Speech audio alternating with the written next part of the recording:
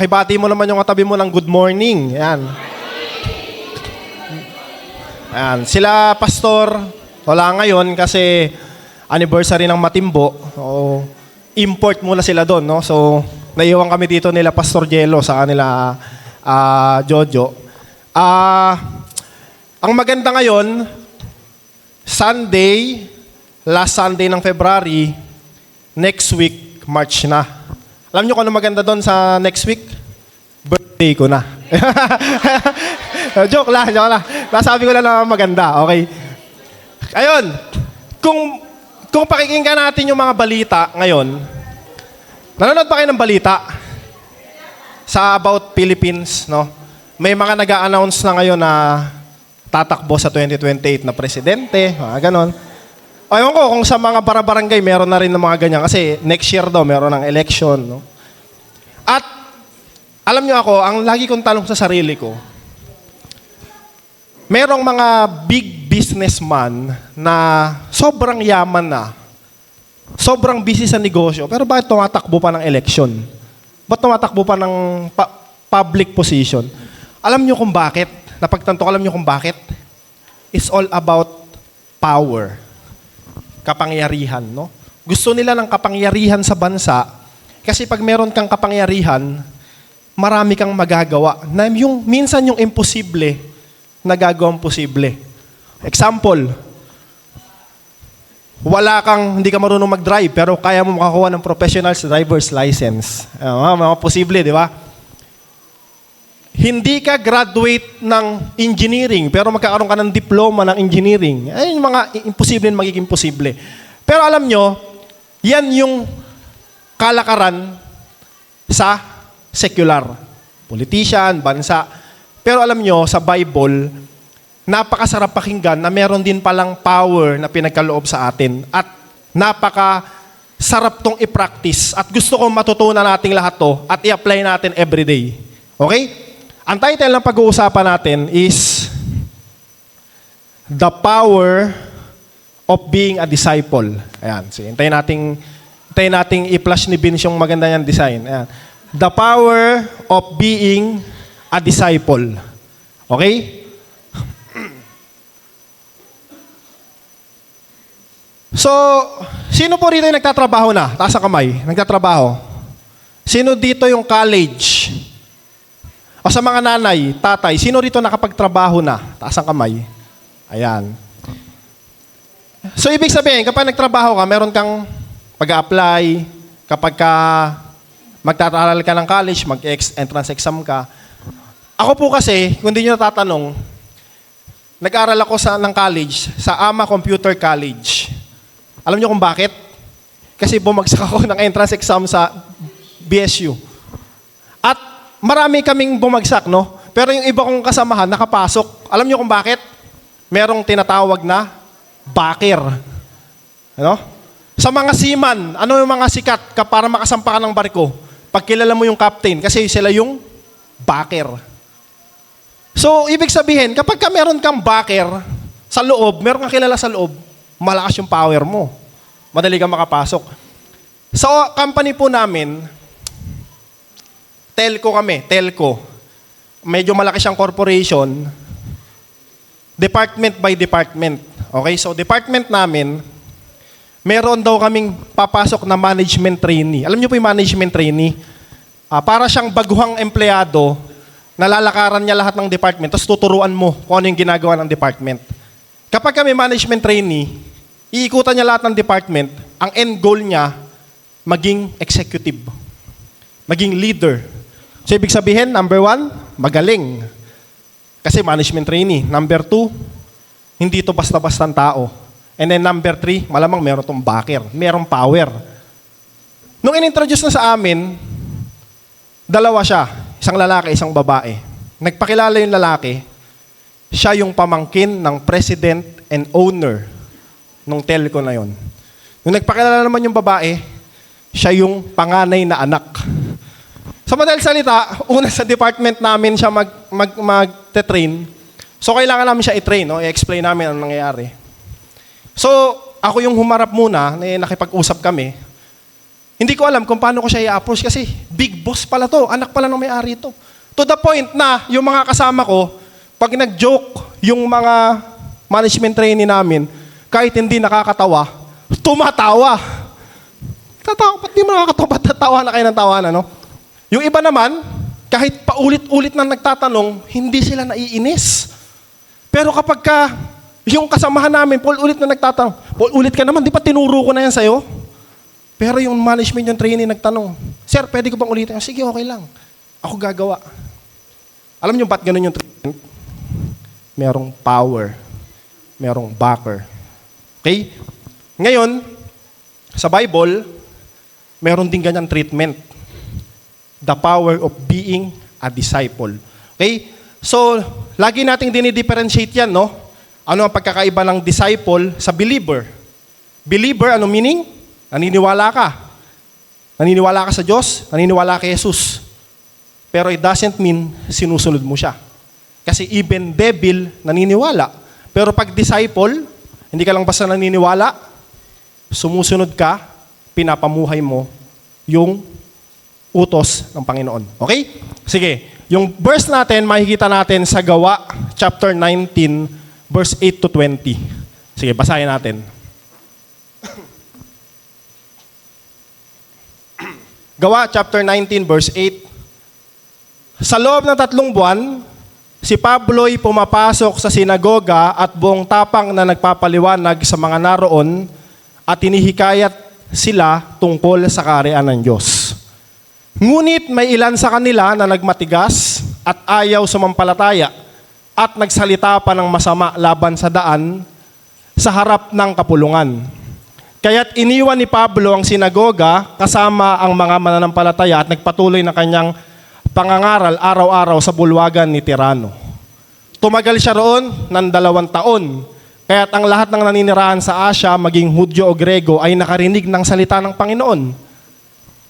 Gumawa ang Diyos, take note dito gumawa ang Diyos ng mga pambihirang himala sa pamamagitan ni Pablo. Kahit panyo o damit na kanyang ginamit ay dinala sa mga may sakit at gumaling ang mga ito. At lumayas ang masasamang espiritong nagpapahirap sa kanila. May ilang Hudyo roon na naglilibot at nagpapalayas ng masasamang espiritu.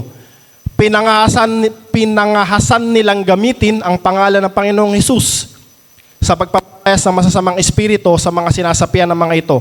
Sinabi nila, sa pangalan ni Jesus, ipinapangaral ni Pablo, iniutos ko sa iyo, lumayas kayo. Tingnan niyo yung feedback Kabilang sa gumagawa nito ay ang 7 anak na lalaki ni Eskeba, isang pinakapunong pari ng mga Hudyo. Subalit sinagot sila ng masamang espiritu. Kilala ko si Jesus. Kilala ko rin si Pablo. Ngunit sino kayo? At sila'y nilundag ng lalaking sinasapian ng masamang espiritu, tinalo silang lahat at malubhang sinaktan. Ano pat hubad at sugatan silang tumaka sa bahay na yon. Nabalitaan niyo ng lahat ng naninirahan sa Efeso, maging Hudyo o Hentil. Kaya't natakot silang lahat at pinuri ang pangalan ng Panginoong Hesus. Marami sa mga sumampalataya ang dumating at nagpahayag ng mga dati nilang gawain. Marami sa mga dating gumagamit ng mahika ang nagtipon ng kanilang mga aklat at sinunog ang mga ito sa harap ng madla. Sa kabuuan, ang halaga ng mga ito ay umabot sa 50,000 salaping pilak. Sa ganitong makapangyarihang paraan ay lumaganap at nagtagumpay ang salita ng Panginoon. Okay. Kilala po natin si Pablo. Si Pablo, actually hindi siya kabilang doon sa 12 disipulo. Kasi late na siya pumasok, no?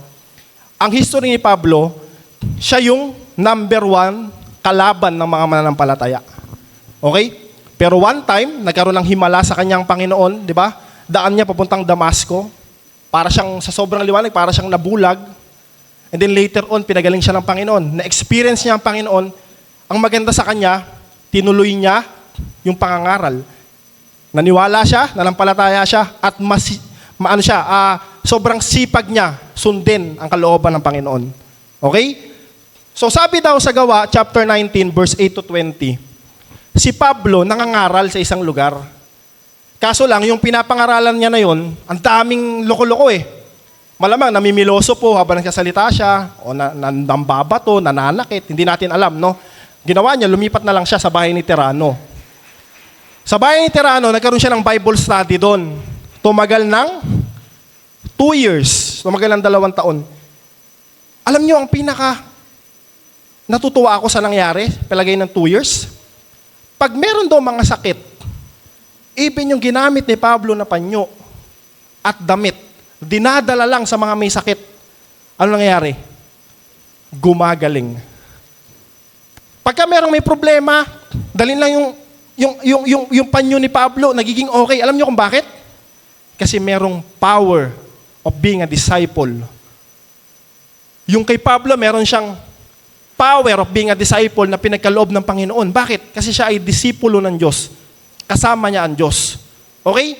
Ngayon, dahil si Pablo, 2 taon doon, marami siyang ginawa, pwedeng nagpalaya siya ng mga masamang espiritu, nagpagaling siya ng may sakit. Ganito ngayon ang ginawa ng mga tao sa paligid. Ginaya.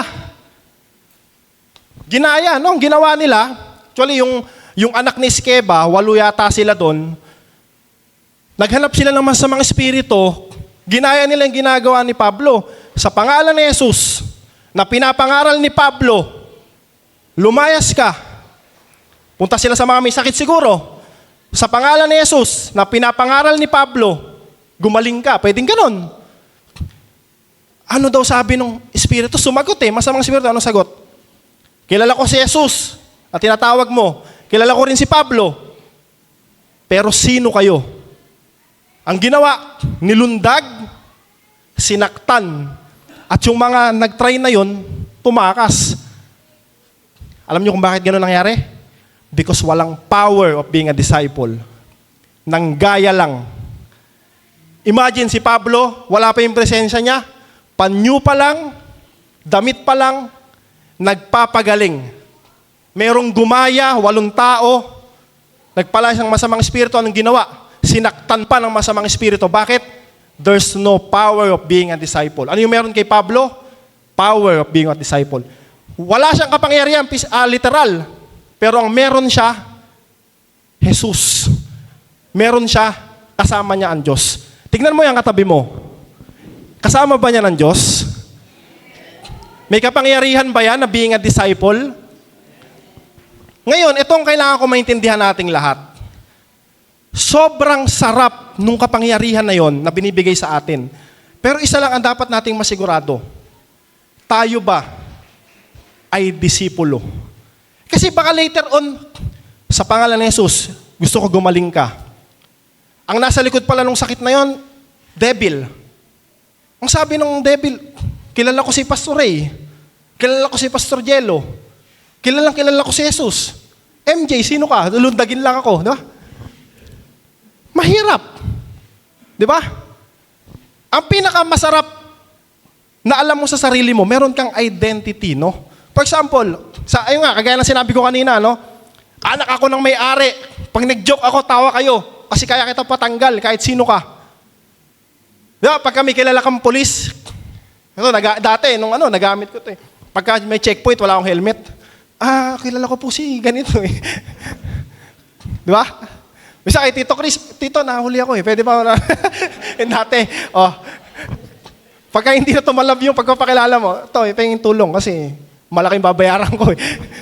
Noon yun, no? Mali yun, hindi na natin inaano yun. No? So, noon yun, no? So, ito ang ibig kong sabihin. Kapag ka-disipulo ka, meron kang power. Kung makikita nyo sa verse natin na Gawa 19, verse 8 to 20, kahit nagayahin ka, kung wala kang pagkakilala na disipulo ka, pagtatawanan ka lang ng devil. Hindi ka makakapagpagaling ng may sakit. Ang solusyon, be a disciple. Magpagamit ka sa Panginoon, gaya ng nangyari kay Pablo. Even, presensya mo lang, kaya magpagaling. Because of the power of Jesus. Okay? Point number 1.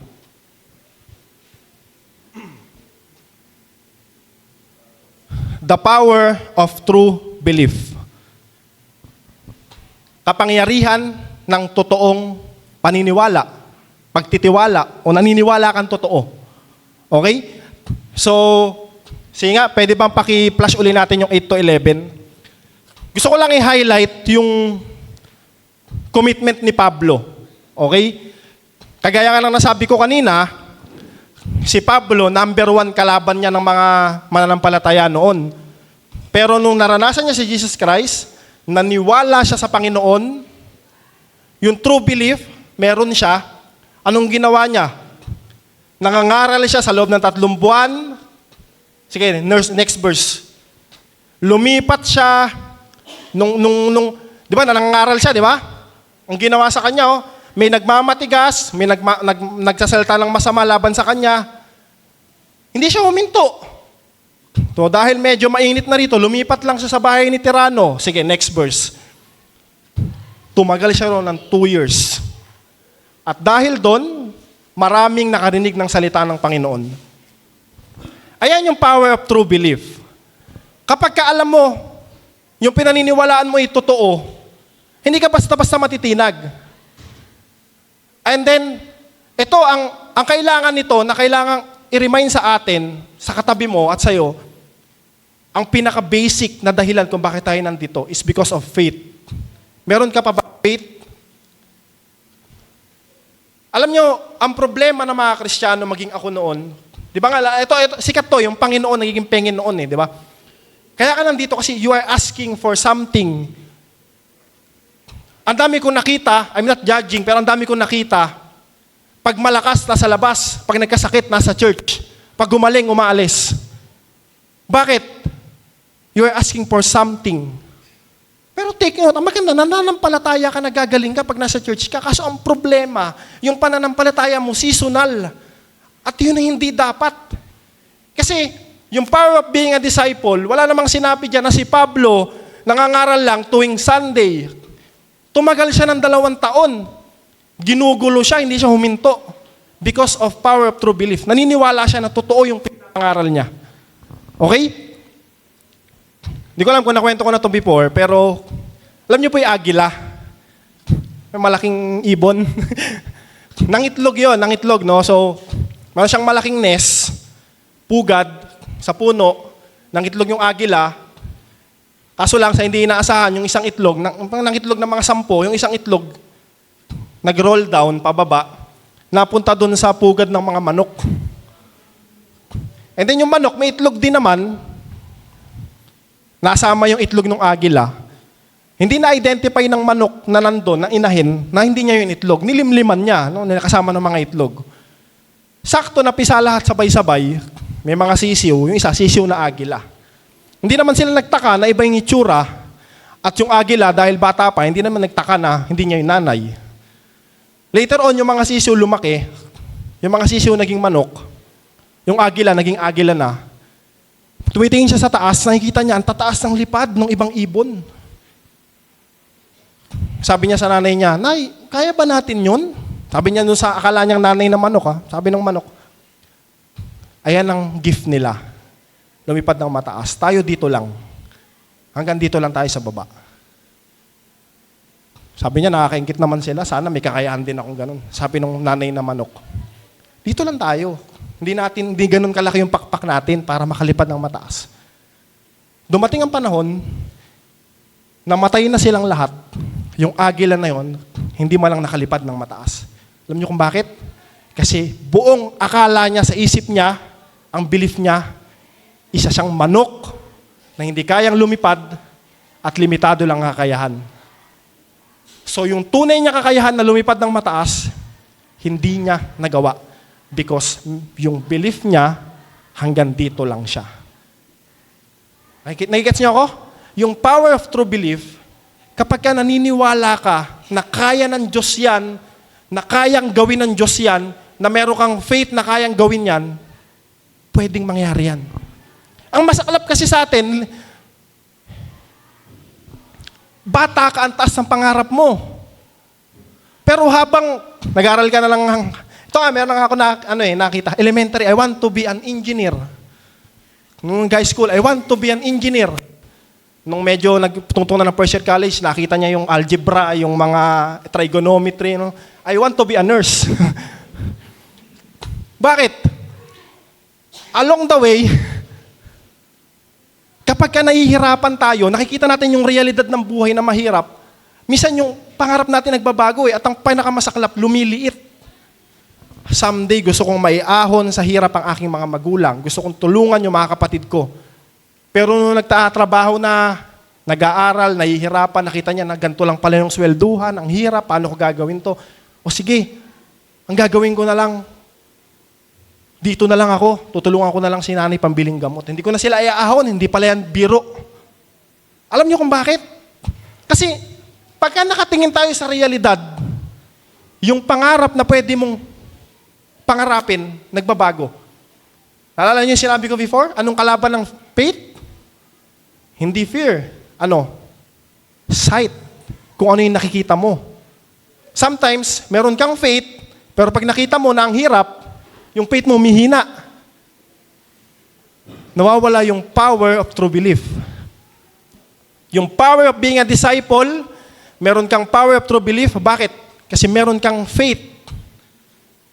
Okay? Meron tayong faith as being a disciple at ayun yung magbibigay sa atin ng kakayahan at ayun yung maggagawa ng mga bagay na pwedeng imposible at maging posible sa tulong lang ng Panginoon. Only the power of Jesus. Hindi sa kakayahan natin, ang kailangan lang natin, ano? Belief. Maniwala sa Panginoon. Manampalataya sa Panginoon. Sumunod sa Panginoon. Amen? Palakpakan naman natin si Lord. Okay.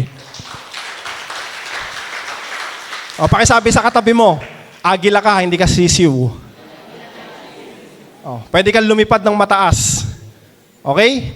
So, title natin, The Power of Being a Disciple. Point number 1, the power of true belief, yung power ng tunay na paniniwala. Point number 2, carrying God's power. Ito na nga yung sinasabi ko kanina na napakasarap na nangyari kay Pablo. Yung panyo na ginamit niya, yung damit na ginamit niya, dalhin lang sa may sakit, nagpapagaling. Yung imposible, nagiging posible dahil sa God's power. Okay? Ngayon, tignan mo yung katabi mo. May sakit ba yan? Tignan mo yung mukha. May sakit ba yan? Hindi, joke lang. Alam mo, ito lang ang gusto kong sabihin sa atin. No? After this preaching, after this lesson, i-apply natin yung power of being a disciple. Number 1, you need to self-examine yourself. Kailangan nating practicein na maging totoong disipulo. No? Hindi ko sinasabing meron ditong peke, no? Pero kailangan maging sure tayo. And then after that, we can do the power of disciple. Sino may sakit? In Jesus' name. Sino may problema? In Jesus' name. Kaya natin mag-cast out ng devil. Kaya nating manghingi sa Panginoon ng power na magpagaling ng may sakit. Bakit? Sabi ng Bible. Hindi ko sinabi. History ng Bible. Even Jesus, yung bulag, sinasabi ng Panginoon, mangyayari ang iyong pananampalataya. Naniniwala silang gagaling, gumaling. Kaya nga lagi ko sinasabi, the basic, kailangan meron tayo na babantayan natin is our faith. Baka minsan nawawala na yung faith mo, nagpe-pray ka pero hindi ka naniniwalang pwedeng mangyari. Nonsense. Kailangan ma-establish yung faith mo. Okay? So, carrying God's power, sige, verse 12. Pwedeng paki-flash yung verse 12.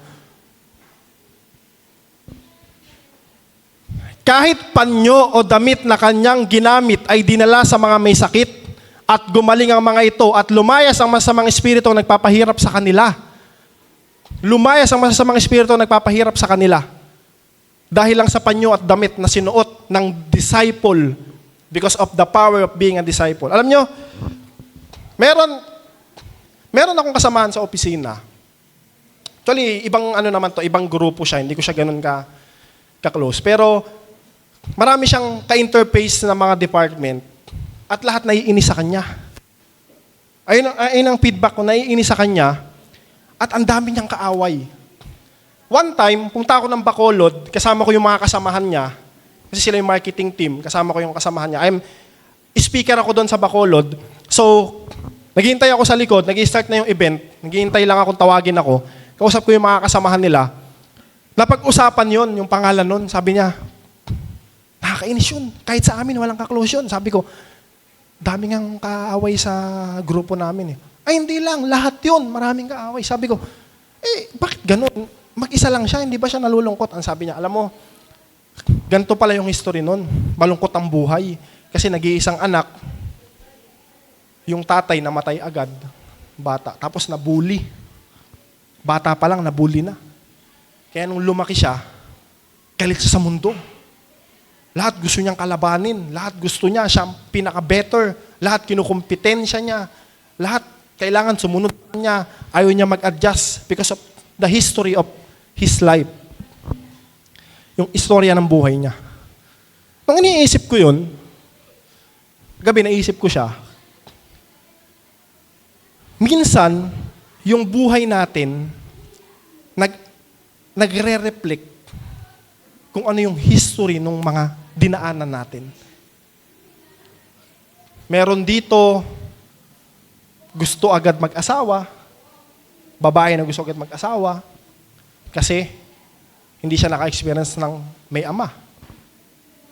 Meron ditong lalaking gustong magka-asawa agad kasi hindi siya naka-experience na magkaina o magkaroon ng kapatid na katulong niya sa buhay.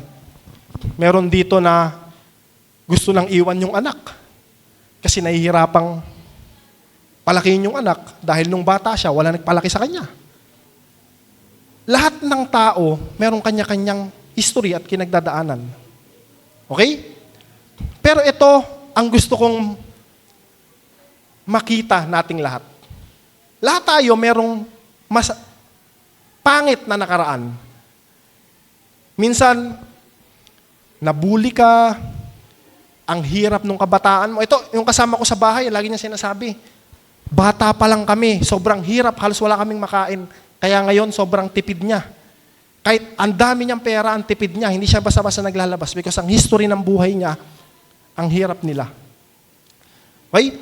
Si Vince, kahapon, house blessing, punta kami sa harap, sabi ko sa kanya na, Vince, ang laki ng kwarto mo sa taas, hindi mo ginawang partition. Sabi niya sa akin, Kuya MJ, simula bata ako, masikip na yung lugar namin. Kaya hindi ako naglagay ng kwarto, para ngayon, may experience ko na maluwag naman yung ginagalawan ko. You know what? Merong part ng buhay natin na nag-reflect at ayun yung nangyayari sa buhay mo. Okay? Pero being a Christian, ito yung gusto natin na mangyari. Ang kailangan lang mag-reflect sa buhay natin at dalhin natin God's power. Alam mo yun kung ano yung God's power? Dati mahirap kami. Ginawa kaming sapat ng Panginoon. Kaya ngayon, nabubuhay ako ngayon, tutulong ako. Manalangin ako sa ibang mahirap. Dadamayin ko yung ibang mahirap. Dahil ayun ang ginawa sa akin ng Panginoon. God's power, daladala ko. Dati, sira yung pamilya namin, nanalangin ako, nabuo kami. Kaya ngayon, lahat ng broken family, papanalangin ko, kakamustahin ko. I'm carrying the God's power. Dati may sakit ako, pinagaling ako ng Panginoon. Kaya ngayon, lahat ng may sakit, gusto kong ipanalangin. Carrying the God's power. At ang pinakamaganda sa lahat, sabi sa Gawa, chapter 19, verse 8 to 20, merong power of being a disciple na magpalayas ng demonyo. Hindi siya basta-basta kayang gawin ng gumagaya lang. Pero tayong disciple, kaya nating dalhin yung God's power. Okay? Pwede ba palapaan natin si Lord? Yan. Medyo, hindi ako sanay na nakatingin sa akin lahat eh. Para seryoso na nakatingin lahat eh. Okay, so, nagigets niyo po yung point ko. No? Kaya yung God's, alam niyo kami, may dalawang kapatid dito. Tapos yung Jerwin, nasa ibang church siya. No? Christian din nasa ibang church siya. So, kung di niyo po natatanong, kaming apat, lumaki kaming mahirap. Dumating yung time na, dahil nga yung mga magulang ko maaga nag-asawa, wala kaming, hindi sapat talaga yung buhay namin noon. Dumating yung time na, merong tindahan sa tabi ng bahay namin, wala kaming TV. Tapos, sinisilip kami doon sa pinto, kasi nagpe-play siya ng SpongeBob. Yan nanonood na SpongeBob dito. No? Tapos, kapag nakita kaming nanonood, ililipat sa balita. si Karil nung bata, iiyak. Alam niyo kung bakit? Kasi yung SpongeBob nalipat. Wala kaming magagawa kasi nakikinood lang kami. Okay? Kaya nung nakapagtrabaho ako sa una kong kumpanya, no, nagtulong kami ng nanay ko, gusto kong makabili ng TV na flat screen. Alam niyo kung bakit? Because yun yung deprive ako nun. Tapos, nung college ako, pinangarap ko magkamotor. Kaya ngayon, nung nagkatrabaho ko, pinangarap ko rin magkakotse. Sa tulong ng Panginoon, salamat sa Panginoon, binigay niya yun. Alam niyo kung bakit ko yun pinangarap? Nung bata kami, 4 kami magpipinsan. Lahat sila tigitigisan ng bike, ako wala. Nakikiangkas lang ako sa likod. Mag-aaway-away kami. Wala ako, lalakad ako. Kakaibiganin ko yung isa para siya naman mag-angkas sa akin. 4 lang kami. Ako lang yung walang bike. Alam niyo kung bakit? Bakit ko yun pinangarap?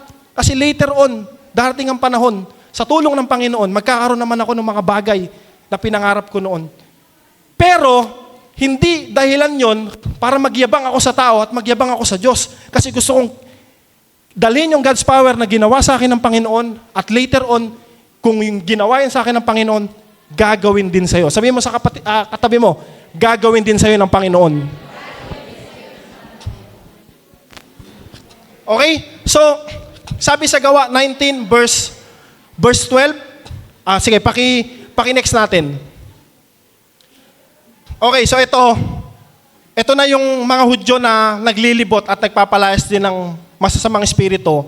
So pinangasan nilang gamitin ang pangalan ng Panginoong Hesus, no? Dahil nga nakikita siguro nila si Pablo may power of being a disciple, dahil sa power of true belief, ginagawa niya lahat yon at nagresulta yon, dala-dala niya yung power ng Panginoon, carrying God's power.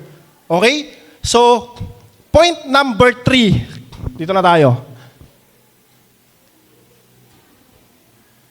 The authority of the name of Jesus.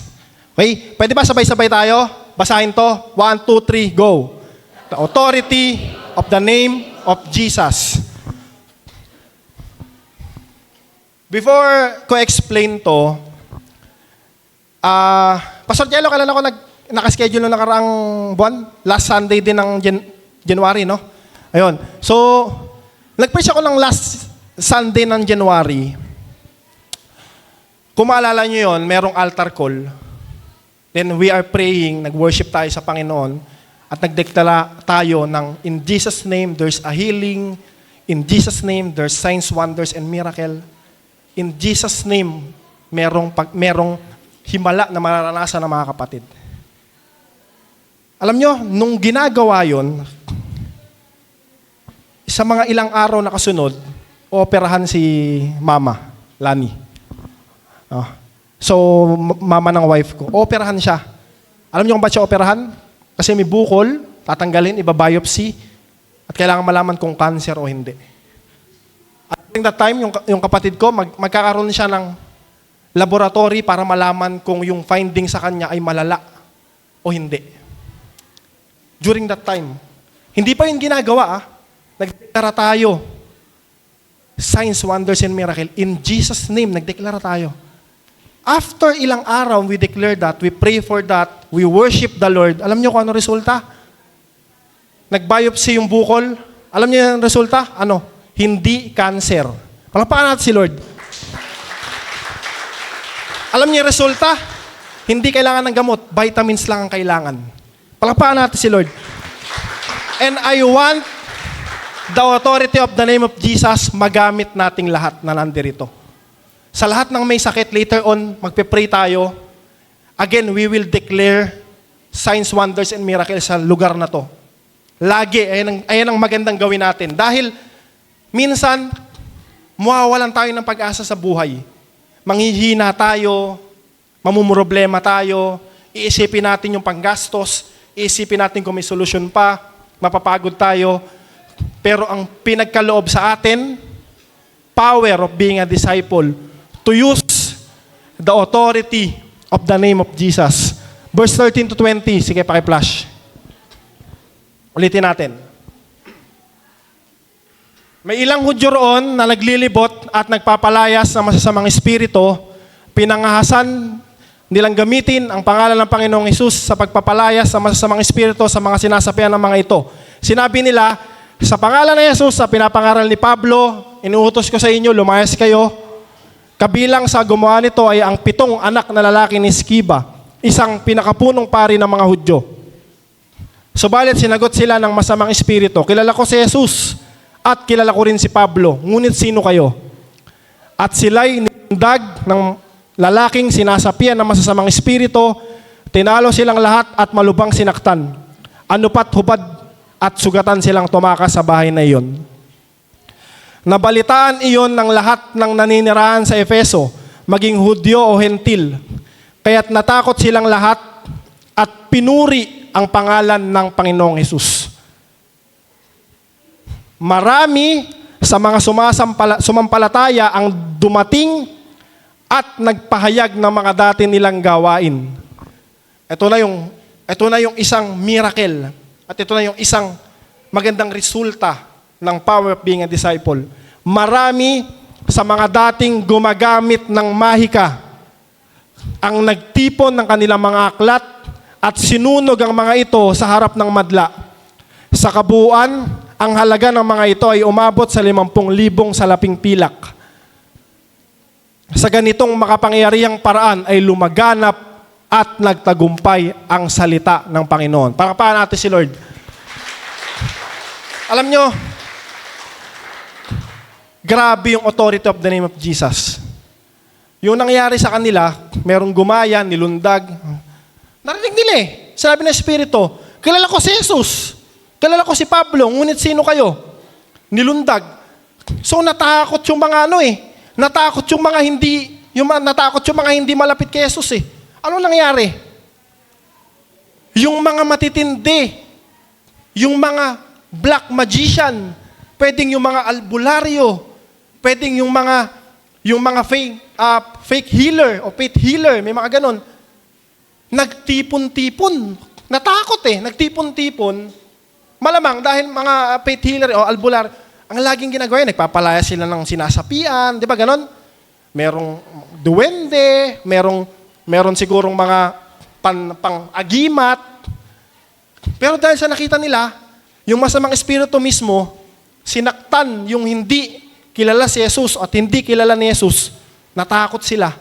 Punta sila, nagtipon-tipon, sinurrender at sinunog nila yung mga gamit nila. Nung sinunog nila yon, na-cast out yung masamang espiritu, ano nangyari? Naghari ang kapangyarihan ng salita ng Panginoon, sabi sa verse 20. And that's the authority of the name of Jesus. Ano yun? Yung imposible, gawing posible.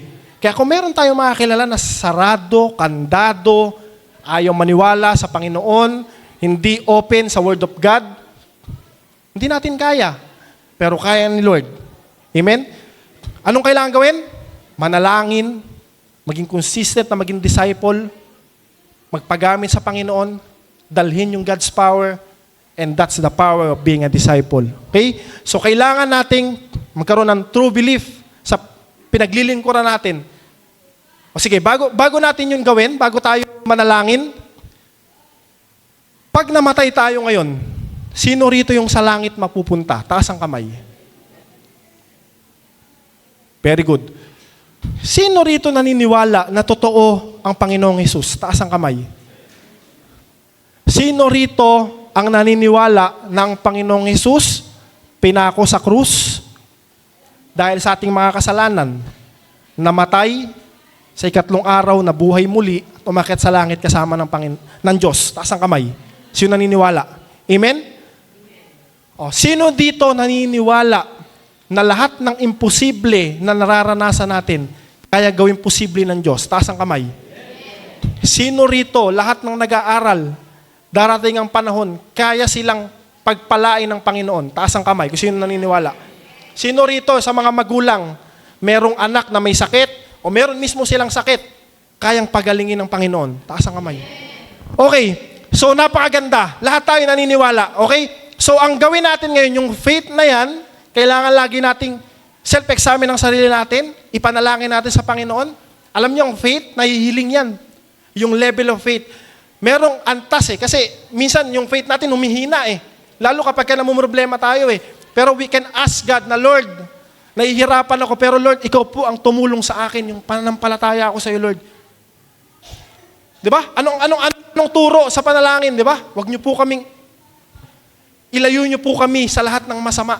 Parang ganon, di ba? So, ngayon, the power of being a disciple, yung imposible, kayang gawin posible sa pamamagitan ng authority of the name of Jesus.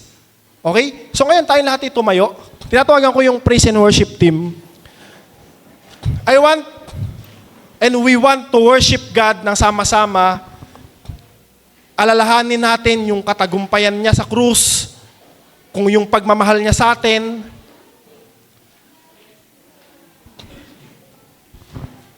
Purihin at sambahin natin ang Panginoon dahil kundi dahil sa Kanya, hindi tayo maliligtas at wala tayong karapatang mapunta ng langit. Wala tayong power at wala tayong tagumpay. Lahat ng meron tayo, isang iglap, kayang kuhanin ng Diyos. At lahat ng wala tayo, isang iglap, kayang ibigay ng Diyos. Kailangan maging disipulo, manampalataya, ipamuhay ang Panginoon. Hindi lang basta believer, disciple. Sambahin natin ang Panginoon.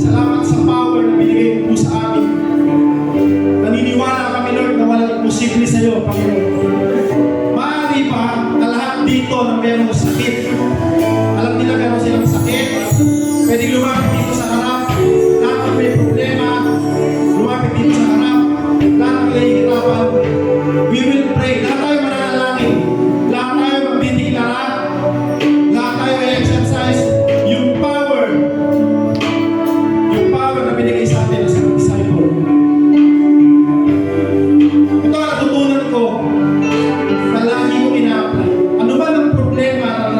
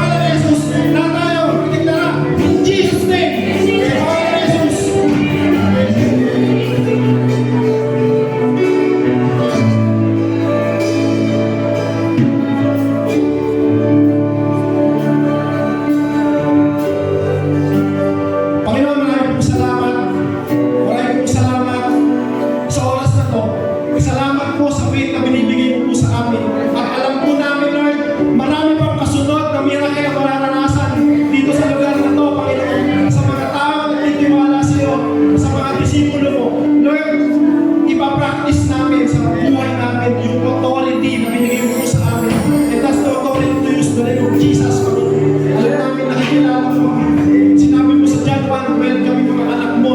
Sinabi mo sa ikalawang Timoteo 2 verse 19, kami ay nakikilala mo. At sinabi mo sa John 14, kami ay mga kaibigan mo.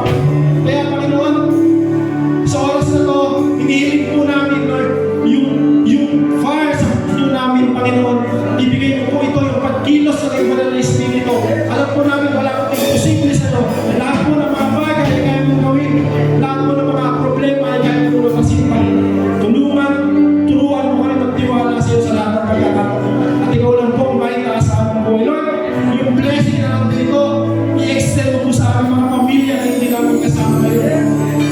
Even ang churches, San Pablo, GCM Matinggo, at GCM Pulilan, GCM Tapat, Lord, samahan mo kami. We ask for your Holy Spirit, Lord, at walang ibang maitataas. Hindi ang preacher, hindi ang pastor, hindi ang minister, walang iba, kundi ang pangalan naman po namin, Panginoon Jesus. Ikaw na po maitaas. Again, we declare victory sa pangalan ni Jesus. In Jesus' name, mga namin. Amen. Amen.